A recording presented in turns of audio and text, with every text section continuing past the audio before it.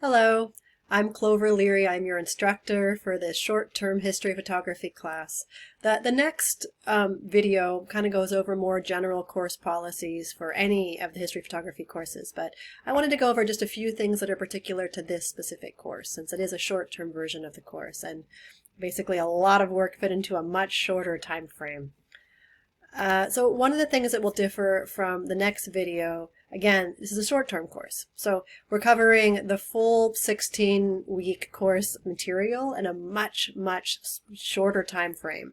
So the amount of, work that you're going to be doing per week is a lot more than in a full-term version of this course. If you sign up for this course, I'm sure you realize that and you have the time to commit to that. There's going to be a lot more reading each week. Assignments that are due each week and discussions that are going to be due each week. So in each week or two, there's also going to be an exam that covers the readings and material covered in those sections. So again, just a little warning there. It is going to be a little bit more intensive for you than a full-term version of the courses you might have taken in the past. There's also a new version of the textbook. The 5th edition of the textbook came out, relatively recently, so we're doing that one instead. However, if you have a 4th edition or a 3rd edition of the textbook, those are both also completely fine. So in the next video, we're discussing generally more of the 4th edition of the textbook. The 5th edition isn't really that different. There's just a few, small changes. Some images vary a little bit of the formatting changed, but honestly, in between the two versions, you're not going to really have any change in experience in learning if you have one version or the other. So any of those versions are just fine.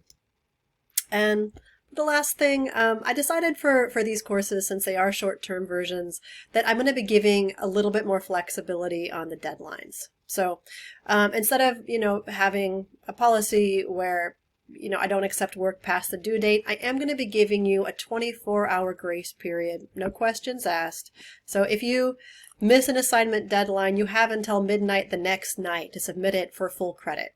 After that, there isn't going to be, a credit for the assignment because the assignments are group participation based. So if you submit work more than 24 hours after the deadline, it won't be within the window for the assignment, for critique, discussion, etc. So it wouldn't really be useful for other students in the course or yourself to be, really working within that.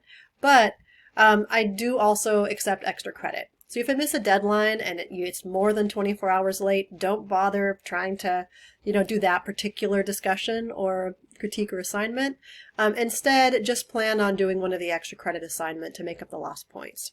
The benefit there, you have a much, greater window of time to complete them. They're not due until the last week of the course. So if you miss a deadline, just plan on doing a little extra credit to make up those points.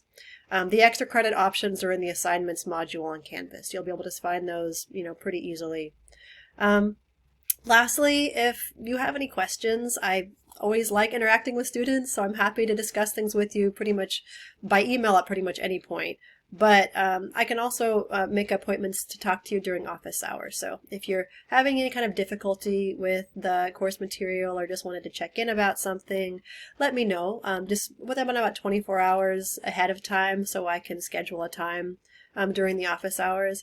If you can't make it during that window, I'm also happy to schedule additional time to meet with students outside of my office hours. So let me know. I'm sure we can work something out.